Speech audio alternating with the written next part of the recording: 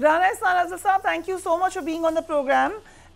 आप ईसीसी इजलासों का हिस्सा रहे हैं, so it looks so bad right now. I mean मुझे इसको कहने की भी ज़रूरत नहीं है, sorry to be in your place, लेकिन क्या किसका कसूर है? आप ये कहते हैं कि सोली हम डाल देते हैं नवीद कमर साहब का कसूर, या एडमिनिस्ट्रेशन का कसूर है, या मैनेजमेंट का कसूर है, या फिर उन चोरों का कसूर है जो हुकूमत में बैठे थे, जो आपको जब आप अपोजिशन में थे तब नजर आते थे? देखिए, मैं इन सारी ईसीसी की मीटिंग में मौजूद था और एहसन इकबाल साहब ने ये कहा कि ये एजेंडा जो था कॉमर्स मिनिस्ट्री का था, तो उनके पास अहदाफ होंगे, बेहतर आप उनसे पूछ लें।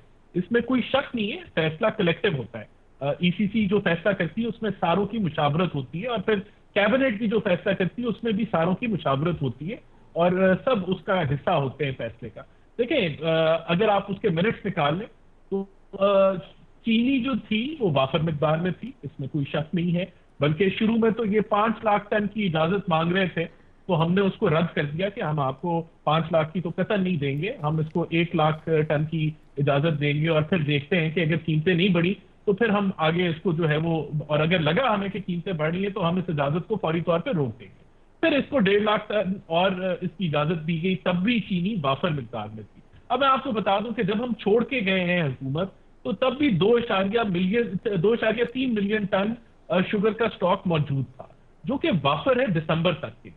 देखिए, इसमें कोई शक नहीं है कि जो एक मिनट आला साहब, इसको हम ये बात, लेकिन कीमतें तो पहले ही बढ़ना शुरू हो गई थी। यू कांट से कि कीमत इनके निगरानों के आने में बढ़ी है, वो तो आपने शुरू कर दिया था उसका अपवर्ड ट्रेंड। मुद्दा क्या है? नहीं, मुद्दा मेरा ये है कि वजह क्या है कि आप जैसे सियासतदान ईसीसी में बैठ के फैसला करते हैं सर, पढ़े लिखे इंटेलिजेंट पीपल जो कह रहे थे कि हम आके मामला ठीक करेंगे, और माफियाज आपको गलत मालूमात दे देते हैं। I mean you are so innocent, you are so naive. मसला क्या है? नहीं, ऐसा नहीं है। देखें, मैं तो आपको बता रहा हूं कि चीनी दिसंबर तक मौजूद जो 2.3 मिलियन टन मौजूद है, 5 लाख टन की माहाना कंजम्पशन है, तो उस लिहाज से आज भी चीनी मौजूद है आपके पास। अब इशू क्या होता है? इशू ये ठीक कह रहे हैं अता साहब कि जब आपकी इस मुल्क में होर्डिंग शुरू हो जाती है, और ये डे टू डे चेकिंग के ऊपर मौजूद होती है, और इसमें सूबों का रोल होता है, जो चेक एंड बैलेंस रखना होता है होर्डिंग के ऊपर, जखीरा अंदोजी के ऊपर। वो जब तक लॉ एनफोर्समेंट, पुलिस और ये सारा आपकी डिस्ट्रिक्ट एडमिनिस्ट्रेशन उस पर नहीं वो काम करेंगी, तो ये वहां से चेक एंड बैलेंस होता है। साहब, अभी मैंने स्टेटमेंट सुना है आपको, आपके including the former prime minister, सबके, वो उस वक्त नहीं बात कर रहे थे कि ये होर्डिंग का मसला है, ये लोकल एडमिनिस्ट्रेशन का मसला, उस वक्त तो सोली पीटीआई का मसला। अब सिर्फ इसको ये चेक कर लें कि जो अहदाफ हमें फूड सिक्योरिटी वालों ने दिए, जो शुगर की तरफ से आए, जो मुख्तलिफ महकमों ने इंडोर्स किए, उसके अंदर चीनी वाफर मिकदार में मौजूद थी, और आज भी हम समझते हैं कि चीनी मौजूद है। इशू ये होर्डिंग का और मामलात का है। तब जब पीटीआई का दौर था, तब क्या चीनी वाफर मिकदार में मौजूद थी या नहीं थी? ये इस चीज को कंपेयर कर लें तो हम नतीजे पे पहुंच जाएंगे। असल बात तो प्राइस की है, हाई प्राइस, उसका जवाब दें मुझे। बता रहा हूं, हमने तो ये 200 रुपए की चीनी पे आप ले आए हैं, जिस तक 90 रुपए थी। आप कहते थे वजीर आजम चोर है, वजीर आजम को निकालो, वजीर आजम कसूरवार है। So at that time do you forget कि हम हुकूमत में भी आ सकते हैं? मैं ये बता रहा हूं कि जिस चीनी की एक्सपोर्ट की इजाजत दी गई, वो तो 15 दिन के इस्तेमाल की थी, यानी कि 2.5 लाख टन की इजाजत दी गई, वो 15 दिन के इस्तेमाल की थी, और वो तब उस वक्त वाफिर शो हो रही थी। तो ये कहना कि ये कीमतें क्यों बढ़ी थी आपके ज़माने में?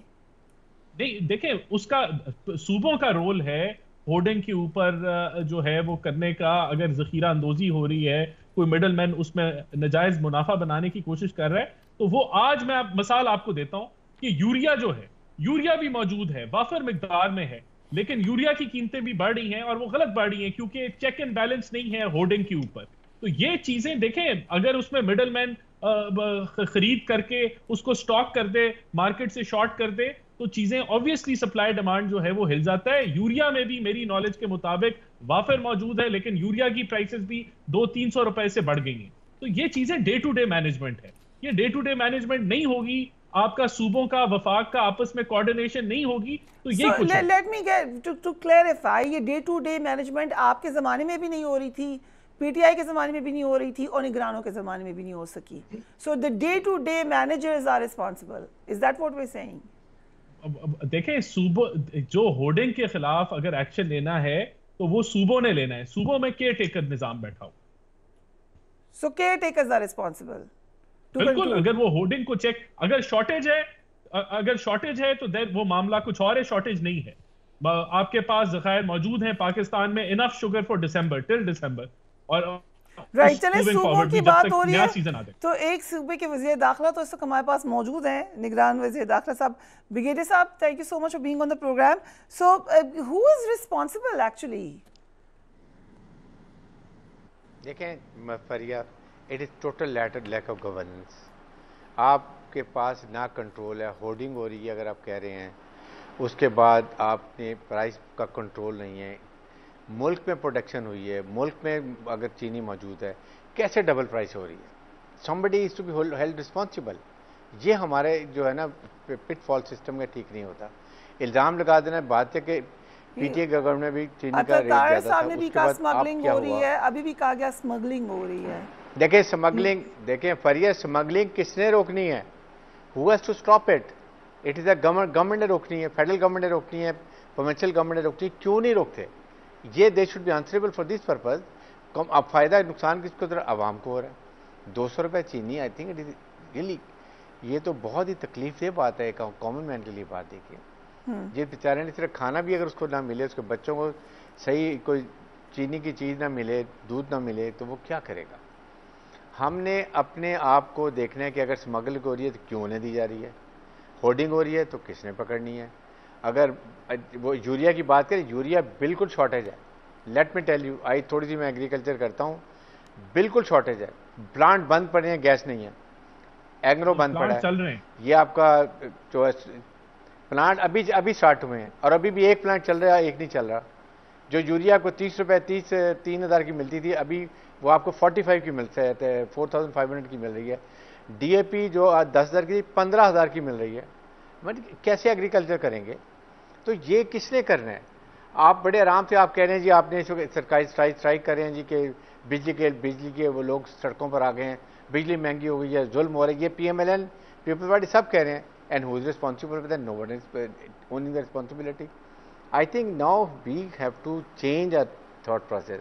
हमें माइंडसेट को चेंज करने की ज़रूरत है कि अभी लेट्स डू समथिंग एक्स्ट्रा।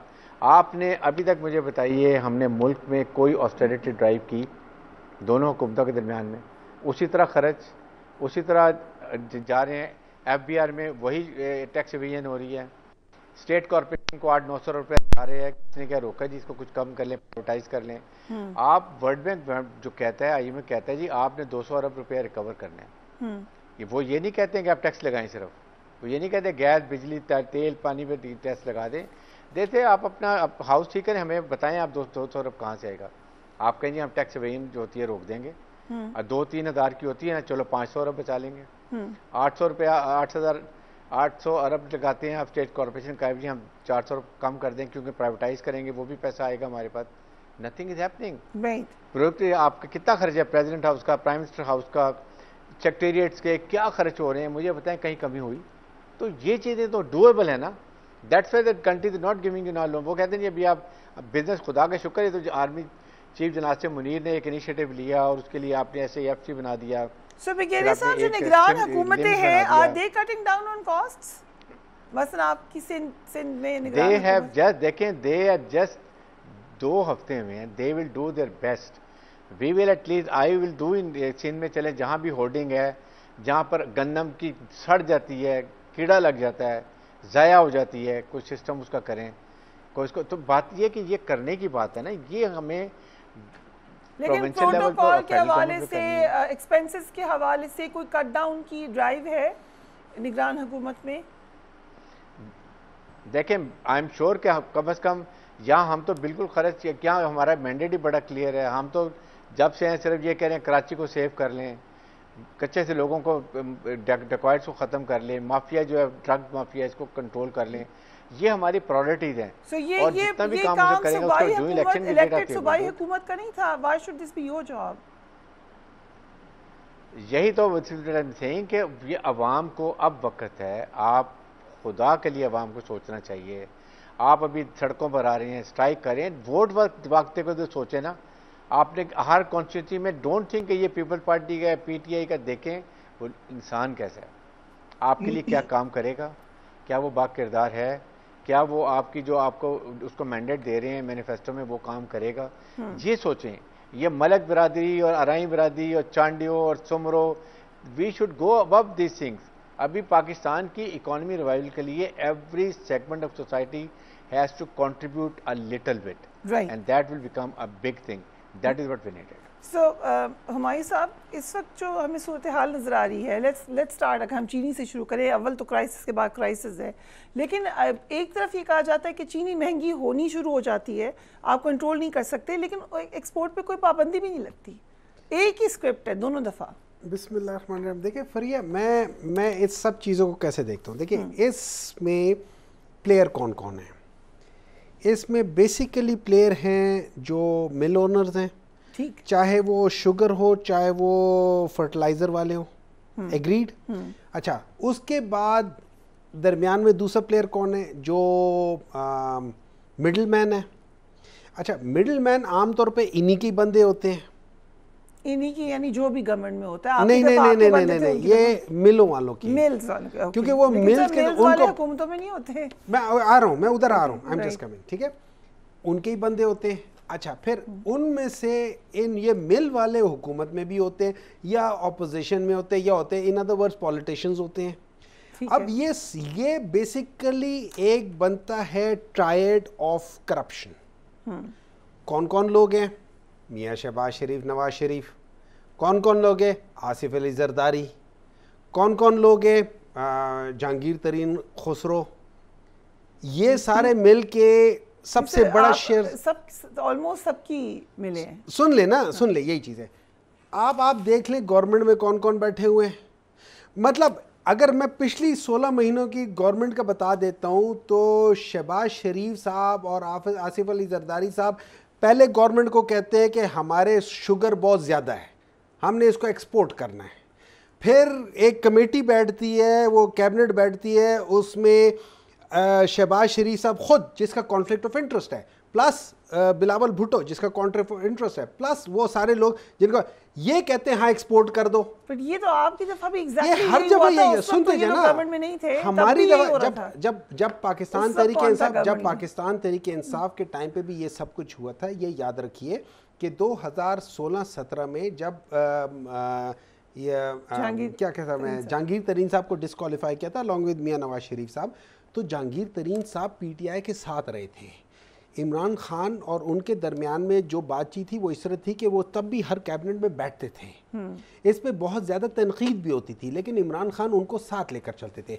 उनके रास्ते कहाँ जुदा हुए? उनके रास्ते जुदा हुए जब स्कैंडल के अंदर, जब शुगर के इस स्कैंडल के अंदर नाम आया था, जो सबसे बड़ा शेयर होल्डर है 19% वो जहांगीर तरीन JWT उसके बेसिकली आपके पास एक बड़ा स्कैंडल आता है आपकी हुकूमत में, आप रास्ते जुदा करके अपने अपने रास्ते पे चल पड़ते हैं, नो एक्शन। नहीं, उसमें सबके ऊपर वो हुआ था कि ये सारी चीज़ें आई थी और इट वाज गिवन कि मतलब उसमें बताया गया था कि ये सारी चीज़ें, अब मुझे पूरी तरह याद नहीं है। आपने बड़ा अच्छा पॉइंट लिया कि जी तमाम लोग जो स्टेक होल्डर्स हैं वो खुद ही उसमें इन्वॉल्व हैं। इसी लिहाज से but how was your government different? वही बात। देखिए, मैं आपको यहाँ पे तो मैं मानता हूँ कि मेरे लिहाज से इन सब लोगों को पकड़ के अंदर करना चाहिए था। मुझे एक बात बताएं, अगर 55 रुपए के आपके मैन्युफैक्चरिंग कॉस्ट है, आप लोग अवाम के नुमाइंदे, आप अवाम से 5 रुपए के अलावा आप 100 रुपए का प्रॉफिट क्यों ले रहे हैं?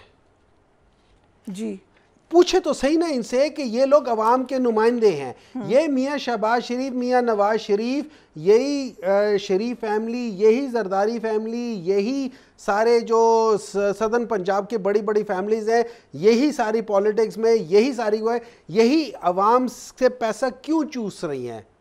उनकी जिंदगी से ये मिठास क्यों ख़त्म कर रही हैं? फिर बात आ जाती है यूरिया की। यूरिया में कौन कौन लोग हैं? बड़े बड़े कौन कौन लोग हैं? ले नाम आप खुद पता कर ले, सबसे बड़ी इंडस्ट्रीज कौन सी है? छोड़ दें